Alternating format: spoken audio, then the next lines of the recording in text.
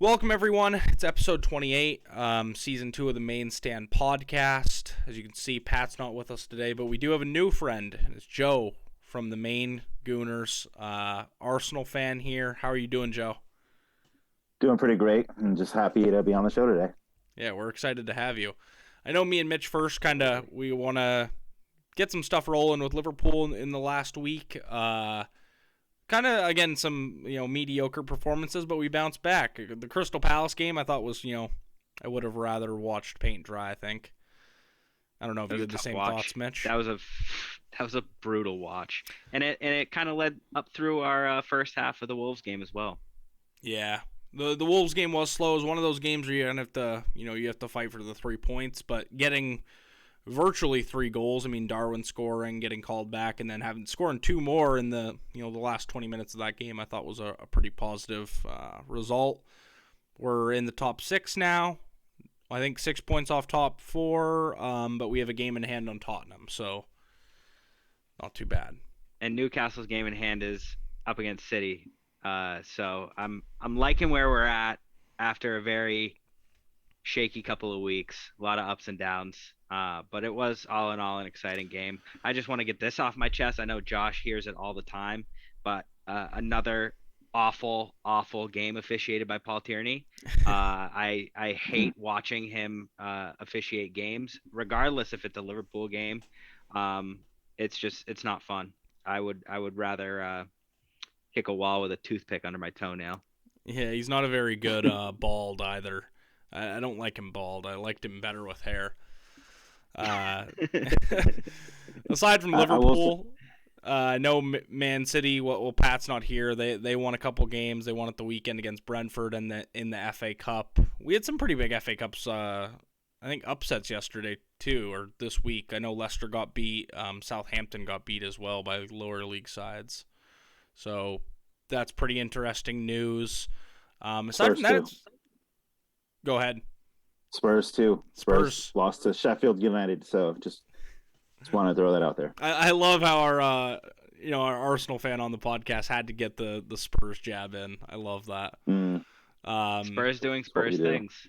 It's what they do too. Like I don't think it's a surprising result. Sheffield tend to go out and cut throats in the FA Cup. We can look at that too as it's going to be another year without a Spurs trophy for sure. So add another one to the books for them. Yeah. Just other small things from the weekend. Spurs did beat Chelsea, even though they lost in the midweek. So Chelsea kind of continuing to stumble down. Another London club in disarray. I'm hearing rumors or seeing rumors online of Zidane possibly being lined up for that job. So who knows what's going on at Stamford Bridge. And then lastly, Everton, a team we talk about a lot on this podcast. Our friend Taylor Mannix, big Everton fan. I think they might actually get relegated. I might be on your bandwagon, Mitch. They are in the zone at this point, and there is nothing that looks like they can grab onto and pull themselves out of the stifling just loss streak they're in. It's beautiful as a fan of Liverpool to see our big inner city villains tumble. Ultimately, it's tough for the Premier League, but I could do without them. Yeah, you played them just this midweek, Joe. A 4-0 game. Did you feel like that was a pretty easy victory for Arsenal? I think for us, yeah, if you watch the game, the way they dominated sort of the possession, getting all the chances and then keeping the clean sheet, I think it's something that we needed to do just based off of the last sort of couple of visits to Goodison Park, because we lost not only a few weeks ago, but also sort of, I think it might have been December of last season. So for us, I'm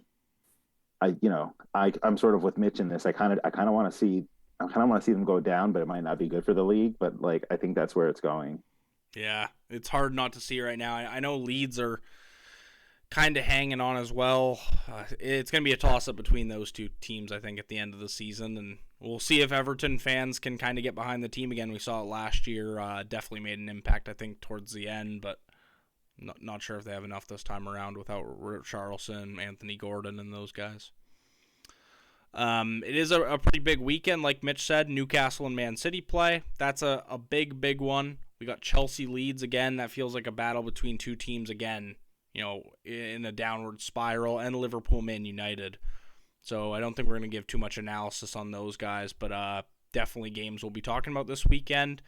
If you're around, go to one of the several Portland bars showing the game. Zoo's back open this weekend. And we'll have some other places. I think we'll probably get into it a little bit here with Joe where, the Gooners watch the games and stuff like that. Any final thoughts, Mitch, on the Premier League the past week since we've last recorded? No real other thoughts. It's starting to feel like it's shaping up for an 8-team battle up top and a 6-team battle at the bottom, which is exciting because we haven't really had this many horses in the race at this point in the season over the last 4 years. So it's exciting. I like where the league's at right now, personally. Nice. I like that. We're going to tuck right into our it's going to be kind of almost like a mini-sode today. We're going to tuck right into our interview and get to know Joe a little bit more. We're excited to hear about not only him, but the Maine Gooners, the Arsenal fans up here in Portland, Maine. It's always nice to connect with people who, are kind of part of these local supporter groups. So why don't you go ahead, Joe, and just tell us, how long you've kind of been a part of it, how many people are there, and what it's like being an Arsenal fan in Maine. So I'm not a Mainer. I relocated during COVID from Boston. Nice. I had a friend of mine who lives up here, who I used to visit sometimes in Portland. He's like, I lost my job in Boston. He's like, you like Maine? Apply, see what happens. And then I got a really good offer, and I moved. And the first thing I did, and of course, COVID, bars weren't really kind of open and whatnot. There was somebody that had previously owned the Maine Gooners Facebook. There was a defunct Facebook page, and I was like, oh, okay, so there's not a supporters group or anything active. So I DM them, what's going on. He's like, well, I know there's a group of guys that still gather at Dock 4. So I made my way over there, and there's what I like to kind of call the old guard. These are just sort of guys. Some of them are Gen Xers and Boomers. They've been watching Arsenal for 30 years, and then some of the guys maybe a little bit younger, but they had been watching it forever. And I moved from Boston, and I used to watch with the Boston Gooners. And then another one of our guys, James, he moved up from Boston too, and he was one of the the key pieces in getting the Boston Gooners set up when they first got started years ago. So he had that experience, and I had a desire to really get our fan base going, because I just remember going to the old pub Lear in Boston, which was 3 floors of Arsenal fans. And unfortunately, rest in peace, it shut down during COVID. Yeah. So they've moved over to Dillon's now, but I know a lot of those guys down there still a very rabid fan base. But I sort of got into Arsenal, so I'm guessing I might be a little bit older than you guys. My senior year of high school was 2004, and I think we all know what happened that year in 2004 with Thierry Henry. And so I wasn't really that big of a football fan, and a classmate of mine comes in. He's wearing a Thierry Henry shirt, and I was like, what is that? Because that is the coolest sports jersey I've ever seen in my entire life. And he's like, oh, this is Arsenal. They just won the Premier League in England. They went undefeated. And I was like, oh, so they're good then, right? He's like, yeah, they're champions. And so it was a weird thing where that name stuck, and I didn't really know any of the other. I knew Man United. Everybody knows Man United because they're so huge. Yeah. And then for years, it was kind of I was loosely not really paying attention. And then I want to say in 2017-ish, 2017, I moved into a neighborhood in Boston, in Dorchester, and I lived right around the corner from this awesome pub you might have heard of called the Banshee. And I went there, and that's a big Man City bar, and then the owner is a Liverpool fan. So they get a lot of them too, but Chelsea and Man City fans mostly gathered there. And I was like, well, I'm getting into it. My friends are getting me into it, and I was like, I gotta stick to my guns, and I have to stick with Arsenal because that's sort of the team. Also, red's my favorite color. I mean, I could have picked another red team if I wanted to, but that's kind of how that happened. So then let's cut back to like, I get here, I'm like, well, we've already got people gathering at a pub, so let's just start like, let's create a logo. Let's get the socials going. We started doing that. Currently in the process of getting recognized by Arsenal America. I'm working through the paperwork there.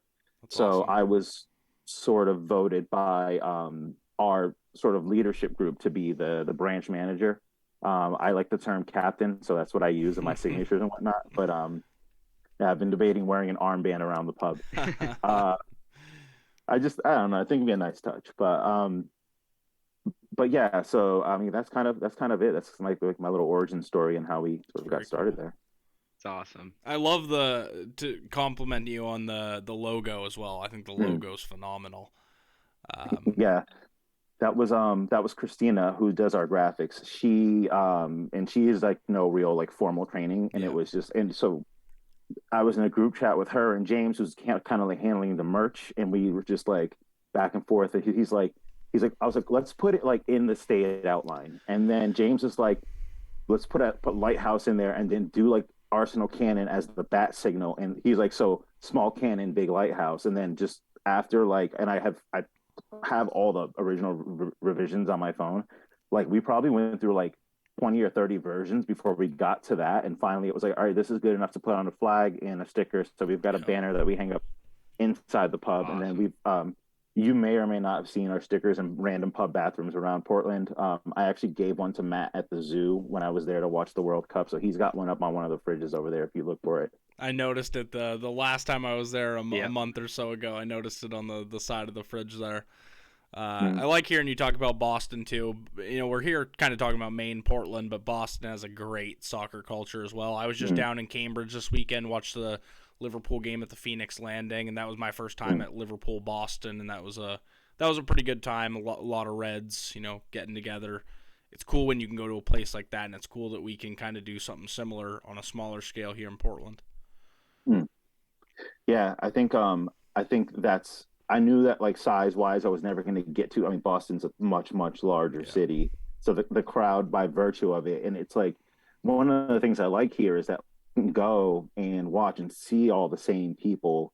Like when I would go to like I would go to Boston Gooners, and there were a couple guys that I knew that I would see like all the time. But I met this really awesome dude one time. We like hit it off. I was like, oh dude, I can't wait to see you next week. Had like 3 months went by, he never showed again. Like he just it's not like he wasn't in town. He just like, and then I finally saw him and it's like, dude, like, what's up? He's like, oh yeah, we were talking like months ago. And it's just, but in Portland, it's like, all right, you see the same guys. And I mean, like when we first started this, it was just like, me, James, Andre, Jeff, like this, the same, like six guys at the bar. yeah. Now we're getting people. I have people coming down from Northern Maine.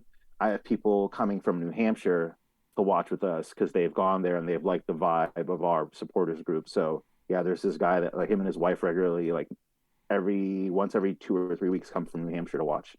So That's very, very cool. I know it's something me and Mitch are, I think we're looking at it. How do we get something going to Liverpool down here and trying to garner interest and stuff. So to see you guys actually organize it is very cool. Very inspiring for, fans of other mhm. clubs too. So I know you said you kind of Yeah. got into things after they won the Premier League. Is there any Mhm. sort of favorite moment you have since you've been a fan, of Arsenal? Um, I mean, yeah, history would, the last few years have not been good to us. So I'm just gonna say 2020 FA Cup and the fact that we had to beat City and Chelsea to get to it. Yep. Um, but with a team that was far less skillful than as our team is right now. That as you look at the level of quality between that era. I mean, yeah, you had Aubameyang, you had a few bigger names and stuff like that, but like the team now is just so much stronger. So I'll Hmm. say that. You know, I mean, they have it's like they haven't won the league in since '04. So there's that. I think one of the nice things about Arsenal is that even when we don't even when we're not winning the league, we're still winning trophies. And I think, winning FA Cups in 2017 and 2014 and 2020 are still nice accomplishments to have. Yeah, sure. Yeah, and you're fighting in Europa League a couple years too, so Mhm. definitely. Well, yeah, Yeah. there's that. And then there's, making it to a final and then not winning. True. uh, You um, mentioned Aubameyang in there. I was kind of thinking about this the other day. Arsenal's trajectory and the way they're kind of turning the culture around reminds me a lot of Liverpool. 5 years ago. mhm, Aubameyang to you feels like what Coutinho was to us. Felt like we couldn't lose him at the time, and at the mhm. end of the day, you start to turn for the better after he goes, and you realize that he might not have been that important. Do you kind of have that same feeling with Aubameyang, or a different approach? Yeah, I mean, when his first season with Arsenal and then into his second season there, he was very much where the majority of the goals were coming from. Mm-hmm. I think he was tied for a Golden Boot in 2019, but it was like there was like a toxic culture of him. And I know Arteta when he came in was like, no, like I have young impressionable players, and I have like big money stars like Ozil and Aubameyang who are just old guard who just don't they're for lack of a better term they're like prima donnas, right? And Yeah. there's these big personalities. you know there was the game, one of the games that they sat Aubameyang for before the big one when they just finally like shut him out was like he was like late to practice that day. And then there's like a photo of him in his Lamborghini in London traffic, and it's just like, dude, like, what you have to do, Yeah. just show up on time. But as we moved past it was like, those first few games without him, I'm like, why, at first you're nervous. Why are we not playing him? What's going on? Mm-hmm. Because Arteta wasn't very clear about it right away until they let him go. After we let him go, and then it was like, oh, we're winning. We're relying on, Bukayo Saka and Gabby Martinelli and then Alex Lacazette, who stepped up, who played very well in Aubameyang's absence. But then his goal production sort of dropped off, and it's like, well, he's 31. Yeah. Let's try and get a younger. And then Nketiah came out and started banging in a few goals. I have plenty of things to say about him as far as his current form goes, but at the time he was there for us, right? And it was like, okay, we can make do with, and then it's like, let's go this summer and let's go get Gabby Jesus, and Sure. who was great. I think he did a lot more off the ball to help the team, just the way his movement Yeah. was. And then now we're very much looking forward to getting him back. I can imagine. Oba was kind of poison, and I think we're kind of seeing that now he's at Chelsea. Yeah. I think he's probably his little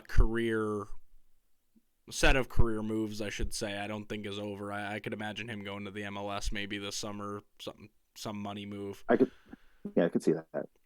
I think also that he's not well. Chelsea has got plenty of problems currently right now, Yeah. but I don't think he's probably not their biggest one at the moment, though. True. Hard Mitch, to do you have believe. anything to add at this point? No, I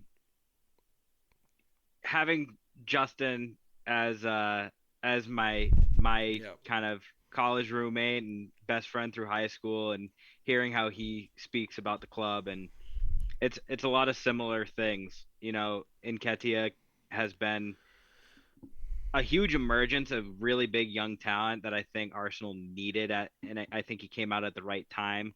I think Abba was a poison sack in the locker room and on the pitch, and I think he detracted a lot from what other players around him could be doing. So I love hearing the same things. It's a very stable sentiment Yeah. from a stable Arsenal fan.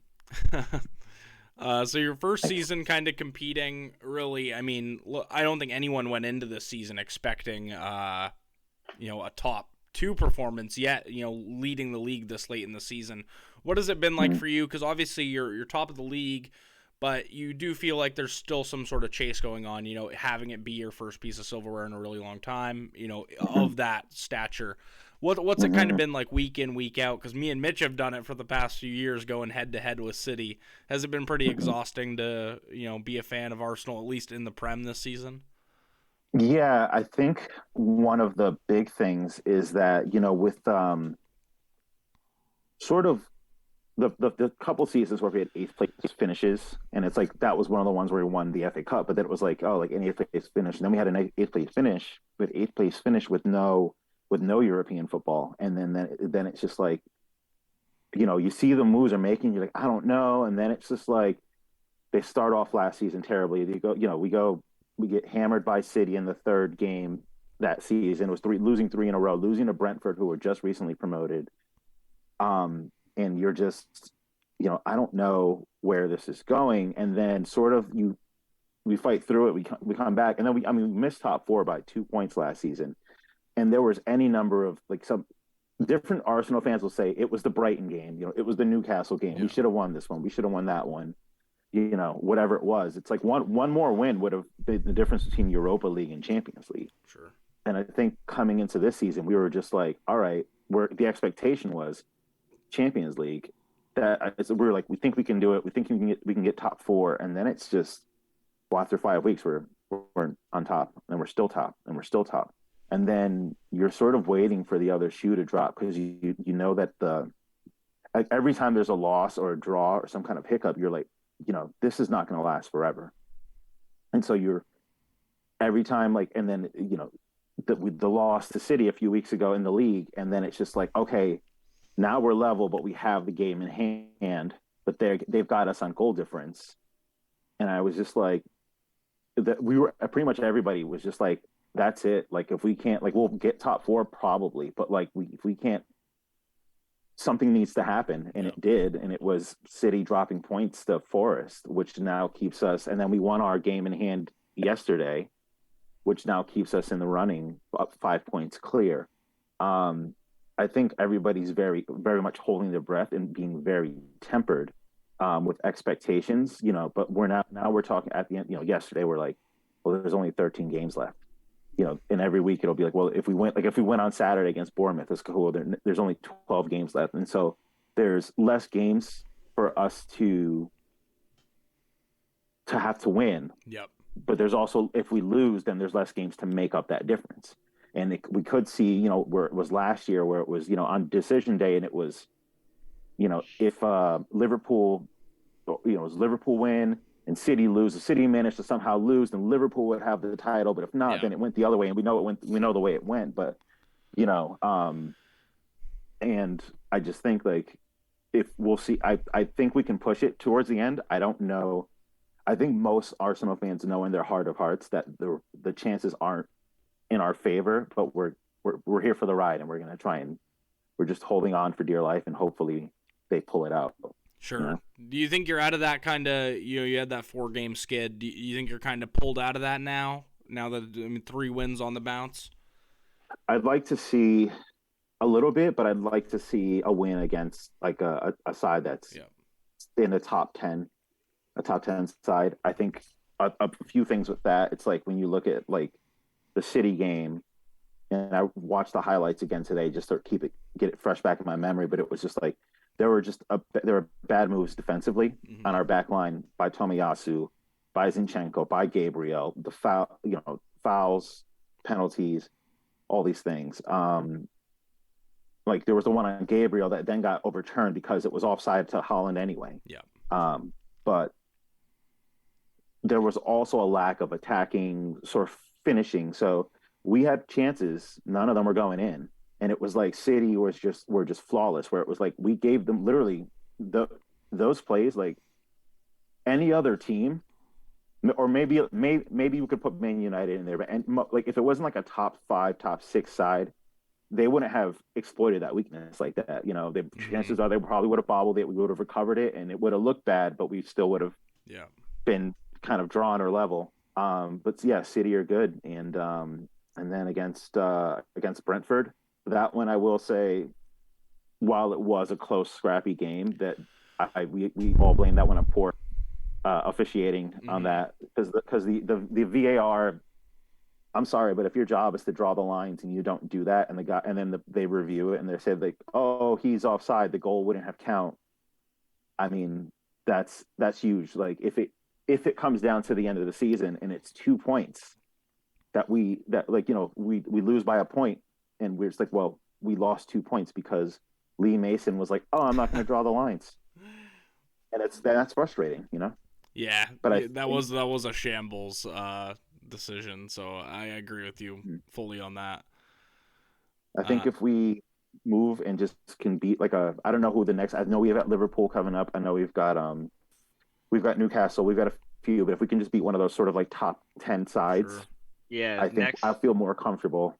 next three are Bournemouth, Fulham, and Crystal Palace Mm. in the league for Arsenal. And two of those are London derbies. And then Bournemouth is in 19th, I think, right now.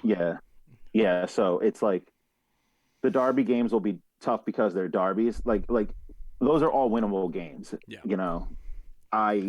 I think that we could actually manage to win and come away from those three games with 9 points. Then it's the thing that worries me is when we do play Liverpool, City, and Newcastle are the three that I'm most worried about. We have to play Chelsea. We beat Chelsea even when we suck. Like last year, we beat them at Stamford Bridge. We beat them at Stamford Bridge this year. Like I don't know what it is about Chelsea. Like Arsenal is like Chelsea's kryptonite, at least in the last few seasons. Yep. But I mean, so we'll see. Yeah, we'll see. Hopefully, but fingers crossed, we're out of this little 4-game sort of scrap. Yeah, it's gonna be a long end of the season for you. Again, we know what it's like, the last few years, and it's exhausting. You're gonna be checking the table an obscene amount of times on the weekends. You're just gonna be refreshing Safari. What's the live table looking like? You know what, though? It's definitely. nice when the Premier League is like that, when it does go to the final day. Those couple seasons where, both us and Man City kind of ran away with it. It never gets fun at the end.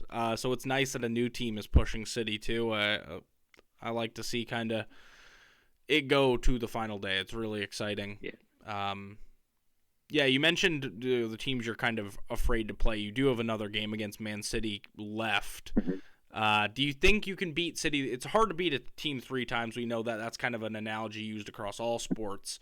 Do you think that you can get over Man City? This is like the last hurdle, it feels like, if you can win out, a lot of the other games, but it feels like you have to beat City if you want to win the title.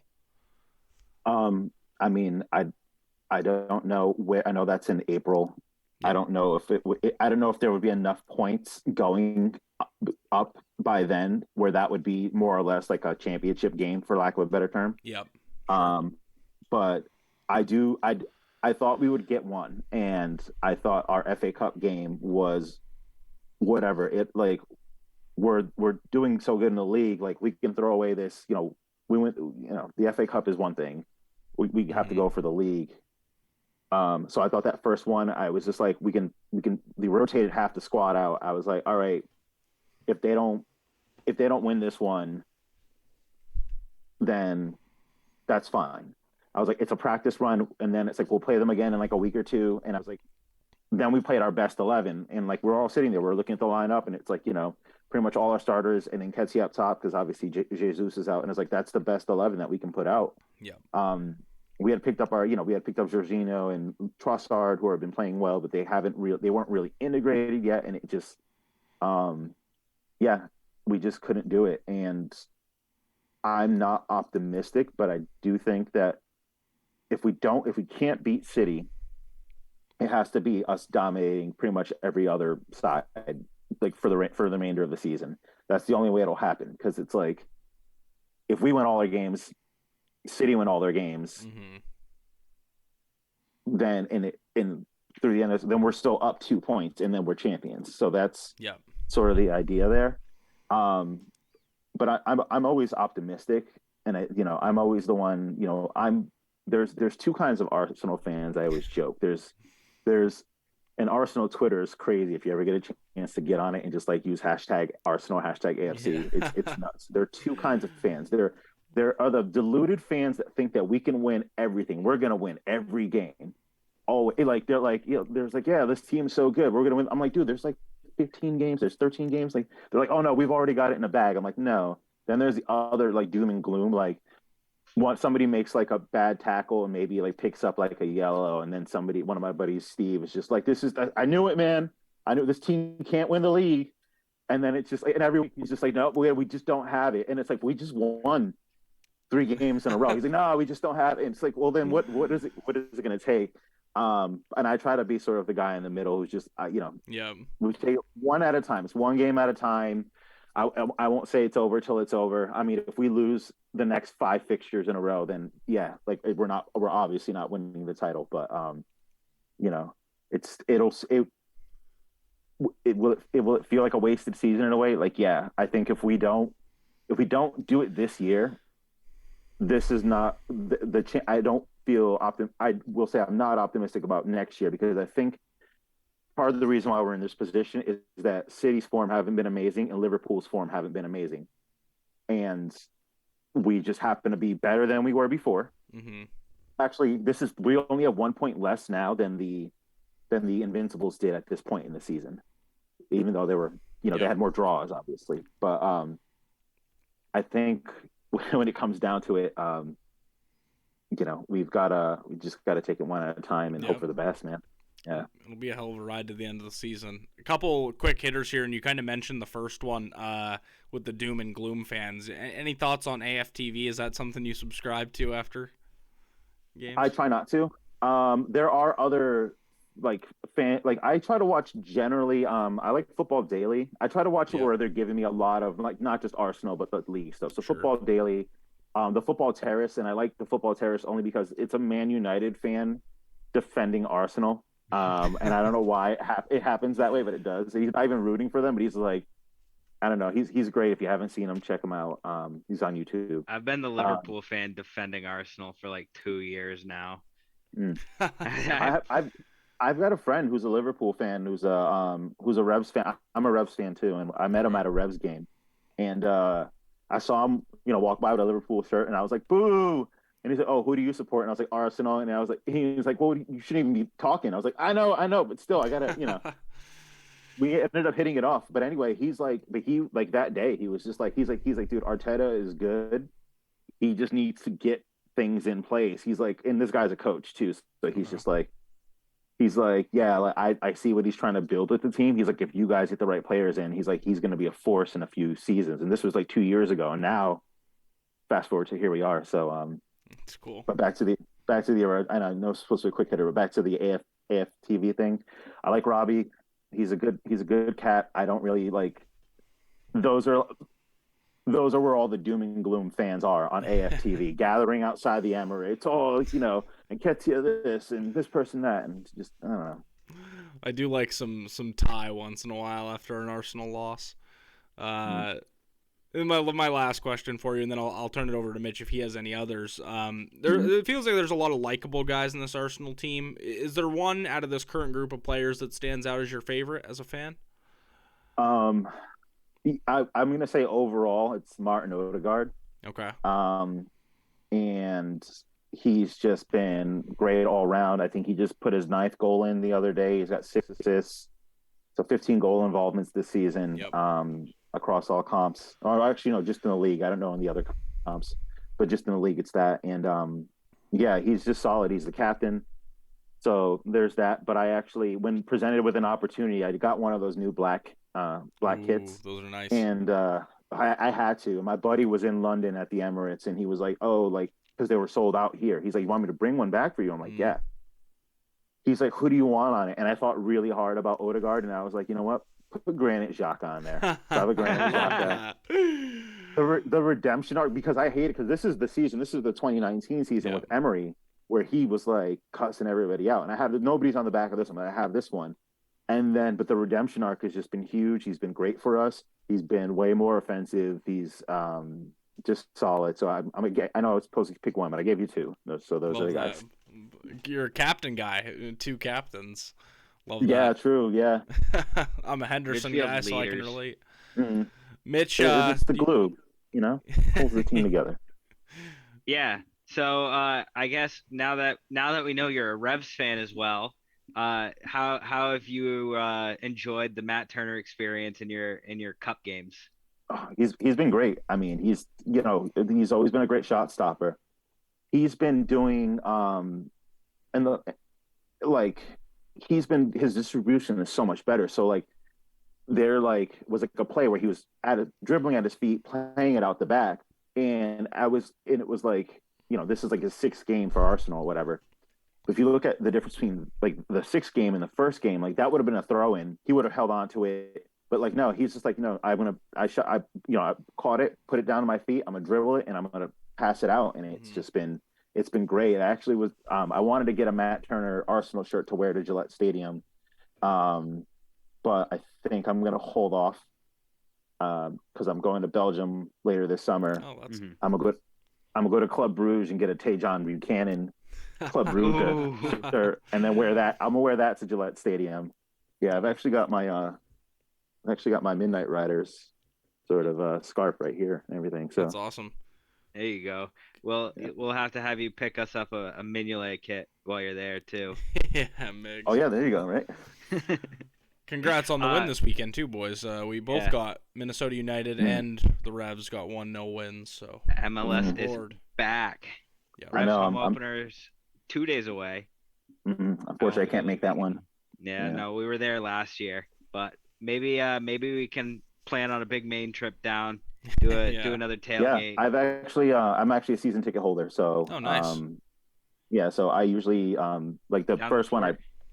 I'm in a fort. Yep. So what I'll do is I'll move tickets between games and bring friends or I'll go with my girlfriend, so me, her and her son are going down, for April 1st, cause it's my birthday. And so we're going to do that. And then, so I'll probably try to go to like one every 6 weeks to one a month.